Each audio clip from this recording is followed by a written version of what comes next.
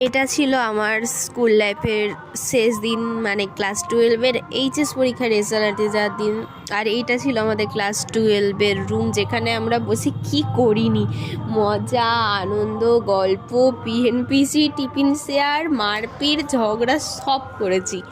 কিন্তু সময় পাল্টায় আর তার সাথে জীবনের বিভিন্ন মুহূর্তগুলো বদলে যায়। তো এই 8 বছরের জীবনে যেইটুকু মজা, আনন্দ, বন্ধু পেয়েছি, যত স্যার ম্যাডাম ভালো ভালো পেয়েছি, সবার সাথে এই দিনটা একটু মজা করে হাসি খুশিভাবে কাটাতে চেয়েছিলাম। তাই একটু যতটা সম্ভব না কেঁদে একে অপরের সাথে এই শেষ মুহূর্তটা এনজয় করতে চেয়েছিলাম।